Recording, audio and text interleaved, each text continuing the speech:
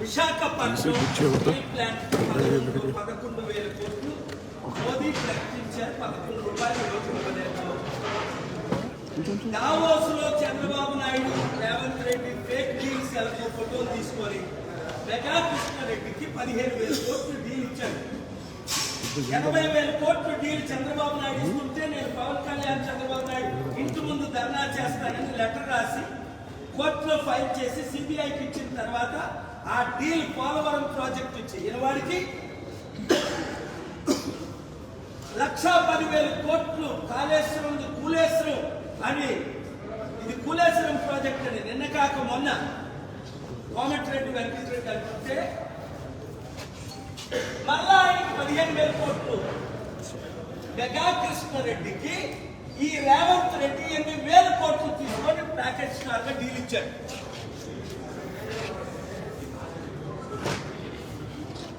ఇక్కడ డావోస్కి వెళ్ళి చంద్రబాబు నాయుడు ఏం తీసుకొచ్చాడు? ఒక కంపెనీ తీసుకొచ్చాడా? ఓల్డ్ ఫ్రెండ్ నేను పరిచయం చేసిన బిల్ గేట్స్ తో ఫోటో తీసుకుంటున్నాడు. ఈయనకి వచ్చి పెద్ద చైర్ వేసుకొని బిల్ గేట్స్ ఏదో ఆయన శిష్యుల్లా బతిమాలితే నేను పరిచయం చేశాను. మీ అందరికీ ఆ సంగతి తెలియదు. చంద్రబాబు నాయుడు గారిని చెప్పాను. ఫస్ట్ నేను దేవగౌడకు పరిచయం చేశాను 96లో 97లో. ఆ తర్వాత చంద్రబాబు నాయుడు 15 నిమిషాల అపాయింట్మెంట్ ఇప్పించాను. 700 కంపెనీలు తీసుకొచ్చాను. రాష్ట్రాన్ని బాగు చేస్తానంటే సర్వనాశనం చేసిన ఈ సిగ్గులేని వాళ్ళకి మీరు కొంతమంది ఓట్లేస్తున్నారు. ఇంకొకడైతే ఉండడు. నవంబర్ 23 198 మంది లీడర్స్ చూస్తే ముఖ్యమంత్రి గారు రండి అంటే చంద్రబాబు నాయుడు వచ్చాడా? సెంటర్స్ దావోస్ వెళ్ళి అదాని డీల్ ఇస్తున్నారు. మెగా కృష్ణారెడ్డి 2.5 లక్షల కోట్ల అవినీతి చేసిన ఆయనకి డీల్ ఇస్తున్నారు. ఏమైనా కాల్ చేసి నన్ను చంపుతారంట. రైట్, మీలాంటి వాళ్ళు 100 మందిని చూసి నన్ను చంపుతూ నన్ను అందరూ తెచ్చారు. మీకు తలంపు రాకముందే మీరు పోతారు. బీసీ, ఎస్సీ, ఎస్టీ, క్రిస్టియన్, ముస్లిం 90% మనం ఉన్నాం. 6 కులాల అగ్రవర్ణస్తులు అభివృద్ధి కోరుకున్న వాళ్ళు అప్పులు తీర్చుదామన్నా నన్ను కోరుకుంటున్నాను. ఇదే నా మెసేజ్. ఏంటి? దావోస్ నుంచి చంద్రబాబు నాయుడు ఖాళీ చేతితో వచ్చాడు. రేవంత్ రెడ్డి ఖాళీ చేతితో వచ్చాడు. మళ్ళీ తెలంగాణని మెగా కృష్ణారెడ్డికి తాకట్టు పెట్టాడు. మోదీ వచ్చి 11,000 కోట్లు కాదు 11 కోట్లు కూడా మనకి ఇవ్వలేదు. స్టీల్ ప్లాంట్ని అమ్మడానికి వీళ్ళందరూ ప్లాన్ చేస్తుంటే 5 ఆర్డర్లు తీసుకొచ్చాను. మీరు నాతో ఉంటారా? ఈ దొంగలు గది దొంగలతో ఉంటారా? తెలుసుకోండి. మీ కొరకు నన్ను ఇంకా ఫైట్ చేయమంటారా? లేదా మాకు బానిసత్వమే కావాలి, దరిద్రమే కావాలి, మోసగాలే కావాలి, కుటుంబ కుల పాలనే కావాలి, మనకి బీసీల పాలన వద్దు, 3% ఉన్న వీళ్ళు 3 ముఖ్యమంత్రులు, 1% ఉన్న వాళ్ళు 2 ముఖ్యమంత్రులు, 5% ఉన్న రెడ్లు 12 ముఖ్యమంత్రులు, 60% ఉన్న మన బీసీలు, 90% ఉన్న మన బడుగు బలహీన వర్గాలు ఎప్పుడు పదవి వస్తుంది? ఈ ఆర్కెస్ట్రా లాంటి దరిద్రులు ఉన్నంత వరకు రాదు. ఒకరోజు తెలుగుదేశం, ఒకరోజు బీఆర్ఎస్, ఒకరోజు టీఆర్ఎస్, ఒకరోజు కాంగ్రెస్, ఒకరోజు వైసీపీ, ఇప్పుడు బాబనోల్ పార్టీ చేరాడు. ఆర్ఎస్ఎస్ బీజేపీ పార్టీ ఏమనంటే న్యాయం చేస్తాడు. సిగ్గు లేదు. పెద్ద చెప్ప పట్టుకొని అడుగుతానంట మీ నాయకులు అందరూ. మా బీసీల్ని మా ఎస్సీల్ని తాకట్టు పెట్టున్న ప్రతి నాయకుడిని మీరు ఊర్లో రాకుండా నిలబెట్టి అడగండి. సిగ్గులేని కాపులు చాలా మంది ఉన్నారు. చిరంజీవికి సిగ్గులేక కాంగ్రెస్ పార్టీ ప్యాకేజ్ స్టార్ అయిపోయాడు పవన్ కళ్యాణ్. అప్పుడు మళ్ళా బయటకు వచ్చి ఇప్పుడు టీడీపీకి బీజేపీ అంటే పదవి కూడా బీజేపీకి బానిసడు అయిపోయాడు. మళ్ళా ఇంకా పవన్ కళ్యాణ్ పేరు ఎత్తిన వాళ్ళు సిగ్గులేని వాళ్ళు కొంతమంది ఉన్నారు. అరే, రాష్ట్రాన్ని అమ్మేసిన వాళ్ళ పేరు మీరు ఎందుకు? డిప్యూటీ సీఎం తాలూకా సిగ్గులేనో ఆ బోర్డు పెట్టుకోండి. సిగ్గున్న ప్రతి ఒక్కరు పవన్ కళ్యాణ్ నీకు బుద్ధుందా, సిగ్గుందా? కేఏ పాల్తో జాయిన్ అవు. పదవి కొరకు మాయావతి కాలు మీద పడ్డావు విశాఖపట్నం. పదవి రాలేదని మోదీ కాలు మీద పడుతున్నావు. ఎస్ఎంఎస్లు పంపించి పవన్ కళ్యాణ్ అనండ్రా అని మోదీ వచ్చినాం. అదేం చేస్తాడు? ఆ యూజ్లెస్ ఫెలో.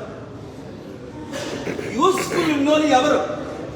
రాష్ట్రాన్ని కాపాడినోళ్ళు, అభివృద్ధి చేసినోళ్ళు, అప్పులు తీర్చినోళ్ళు, ఉద్యోగాలు తెచ్చినోళ్ళు, కంపెనీలు కట్టినోళ్ళు, స్టీల్ ప్లాంట్ని కాపాడినోళ్ళు, స్పెషల్ ప్రత్యేక హోదా తీసుకొచ్చినోళ్ళు.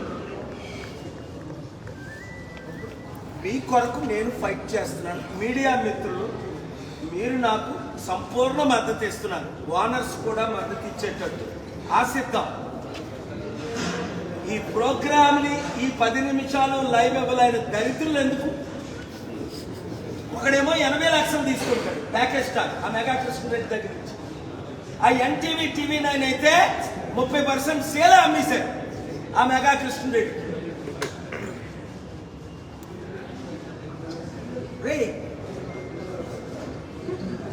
మీ దరిద్ర బ్రతుకు బతికే కంటే అందరూ చెప్పలు పట్టుకొని అడుక్కునే రోజులు వస్తాయి. ఎందుకంటే మీ 100 కోట్ల ఛానల్ 10 కోట్లు అయిపోతుంది.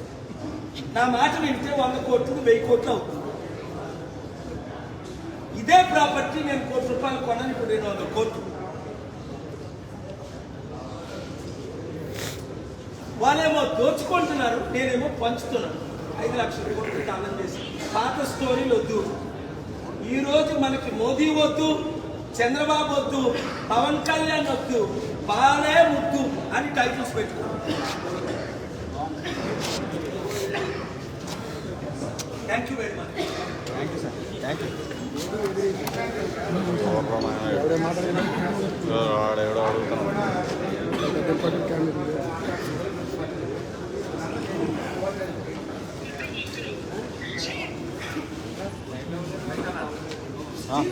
నాయకులందరూ ప్యాకేజ్ స్టార్లా అమ్ముకుపోయారు. మాట్లాడినాడు, ఎవరు మాట్లాడుతున్నాడు? అసలు 33,000 ఎకరాల్లో ఇవాళ మిగిలింది ఎంత? 19,000 ఎకరాలు. 14,000 ఎకరాలు ఎవరు అమ్మారు? తెలుగుదేశం పార్టీ అమ్మలేదా? తెలుగుదేశం పార్టీ పొత్తులే కదా సిపిఐ సిపిఎం, పవన్ కళ్యాణ్ వాళ్ళ పొత్తులే కదా. అప్పుడు చేసుకోలేదు. 2019లో CPI CPM BLP JD Lakshminarayana కలిసి పవన్ కళ్యాణ్తో కలిసారు. సిగ్గున్నోళ్ళు కలుస్తారు. అందుకే గద్దరన్న మాకు సిపిఐ వద్దు, సిపిఎం వద్దు, బాలే ముద్దలు ప్రజాశాంతి పార్టీ ఆఫీస్కి వచ్చి 15 సార్లు నన్ను కలిసి ప్రజాశాంతి పార్టీలో చేరాడు. అది అంబేద్కర్ పార్టీ, గద్దరన్న పార్టీ, అమ్ముడుపోని పార్టీ, బడుగు బలహీన వర్గాల పార్టీ, బీసీల ఏకైక పార్టీ. మీ దొంగలు గజ దొంగలు ఉన్న 7 పార్టీలతో పోరాడుతున్న ఏకైక పార్టీ. శర్మిల ప్యాకేజ్ పార్టీ కాదా? కాంగ్రెస్ ని వైఎస్ఆర్ ని చంపింది చేసింది వీళ్ళని రోజు తిట్టి వాళ్ళ అన్నయ్యతో ఫైట్ చేయడానికి ఇక్కడికి వచ్చి ప్యాకేజ్ స్టార్ అయిందా లేదా? పవన్ కళ్యాణ్ ప్యాకేజ్ స్టార్ కాదా? బీజేపీలో టీడీపీలో కలిసినప్పుడు చిరంజీవి ప్యాకేజ్ స్టార్ కాదా? కాంగ్రెస్ లో కలిసినప్పుడు కాపులందరూ చిరంజీవిని పవన్ కళ్యాణ్ వెలువేయాలా వద్దా? కేఏ పాల్ కాపు ఉంటుండగా ఒక బీసీ కాపు వీళ్ళందరికీ గుండె గీయడానికి నేను ఉంటుండగా మీరు ఇంకో పార్టీ ఎందుకు? అదే నేను ప్రశ్నిస్తున్నాను. స్టీల్ ప్లాంట్ ని ఆపింది నేను తప్ప ఇంకెవరైనా ఆర్డర్ తీసుకొచ్చారా? ఒక ఆర్డర్ చూపించమనండి. Telugu Desam party steel plant property అమ్మిందా లేదా? వైసీపీ అమ్మిందా లేదా? కాంగ్రెస్ పార్టీ అమ్మిందా లేదా? బీజేపీ అమ్ముతుందా లేదా? బీజేపీ మోదీ మిత్రుడు బినామీ అదానికి అమ్మారా లేదా? గంగవరం కోర్టు 1800 ఎకరాలు 60,000 కోట్లది 620 కోట్లకి అమ్మారా లేదా? నా లైఫ్ రిస్క్ తీసుకొని నేను మీ కొరకు పోరాడతాను. నాకేం కర్మ? 2007 జూన్ 8 వరకు 25 సంవత్సరాలు ఒక ప్రెస్ మీట్ పెట్టాలి. చంద్రబాబు పవన్ కళ్యాణ్ గారు గ్రేట్ కోఆర్డినేషన్తో ముందుకు వెళ్ళి రాష్ట్రాన్ని హ్యూజ్గా అభివృద్ధి వైపు నడిపిస్తున్నారంటే మీరు గొడవలతో నింపేస్తున్నారని అంటున్నారు. మీ ఆరోపణల వాస్తవాల క్రెడిబిలిటీ ఏంటి? 2+2 4. చంద్రబాబు నాయుడు పవన్ కళ్యాణ్ ఇప్పుడు ముఖ్యమంత్రి 8 నెలలు అయింది. 1,20,000 కోట్ల అప్పు అంటే నెలకి 15,000 కోట్ల రూపాయల అప్పు. రోజుకి 500 కోట్లు అప్పు చేసి ఈ రాష్ట్రాన్ని సర్వనాశనం చేస్తుంది పవన్ కళ్యాణ్. చంద్రబాబు ఒక తొత్తు మోదీకి, పవన్ కళ్యాణ్కి. అవన్నీ ఆన్సర్ అవ్వకుండా మళ్ళీ క్వశ్చన్ ఏంటి పర్లేదేంటి మంచి ప్రశ్న అడిగారు మా సిస్టర్, దానికి నేను ఆన్సర్ చెప్తున్నాను క్లియర్ గా. నాగబాబు ఏమంటాడు, పవన్ కళ్యాణే బ్యాక్ బోన్ దేశానికి. అరే నీకు 5 పార్టీలతో పోటీ చేస్తే 5-6% వచ్చిందని నీకు తెలిసే కదా. నువ్వు బీజేపీకి టీడీపీకి అమ్ముపోయావు. పవన్ కళ్యాణ్కి చంద్రబాబు నాయుడు పెట్టిన భిక్షే కదా, లేకపోతే లైఫ్ లో ఎమ్మెల్యే అవుతాడు ఆయన. 2008-9లో అల్లు అరవింద్ పోటీ చేసి చిత్తుగా ఓడిపోలేదా? చిరంజీవి తన సొంత ఊర్లో చిత్తుగా ఓడిపోలేదా? ఇప్పుడు నేను ఇక్కడ పోటీ చేశాను, మక్కువ ఎత్తుకొని తిరుగుతున్నాను. ఎందుకు? ఈవీఎంల ద్వారా ఎలక్షన్ ట్యాంపర్ అయింది. ఈ మహానుభావుడు భరత్కి ఆయన అందాన్ని చూసి ఎవడు 9 లక్షలు ఓట్లు వేయలేదని తెలుసు. అది ఈవీఎంలు ట్యాంపర్ చేసుకున్నారని నేను రుజువు చేశాను సుప్రీంకోర్టులో. మాట్లాడలే, ఈవీఎంలు ట్యాంపరింగ్ లైవ్ లో పెట్టమన్నా. చేత కాదు సుప్రీంకోర్టు జడ్జిలు లైవ్ ఎట్లా పెట్టమన్నా, ఎలా ట్యాంపర్ చేస్తారో నేను చూపిస్తానని ఎక్స్పర్ట్లు తీసుకొచ్చి చంద్రబాబు నాయుడు హరిప్రసాద్ కదా చూపించాడు. మరి ఈవీఎంలు ట్యాంపర్ అవ్వకపోతే ఈ మహానుభావుడు భరత్కి 9,000 ఓట్లు ఎలాగొచ్చాయి? అప్పుడే 4 లక్షలు వచ్చాయి. బీజేపీతో కలిసినందుకు 30% క్రిస్టియన్స్ ముస్లిమ్స్ దూరం అయిపోయారు. 3 లక్షలు రావాలి కదా. ఇప్పుడు బొత్స ఝాన్సీకి 9 లక్షలు వచ్చాయంటే అనుమానితులు. 5 లక్షల క్రిస్టియన్స్ ఆవిడకి ఓటేశారని. ఒక్క క్రిస్టియన్, ఒక్క ముస్లిం బీజేపీ టీడీపీ అభ్యర్థికి భరత్కి ఓట్లేదు కదా.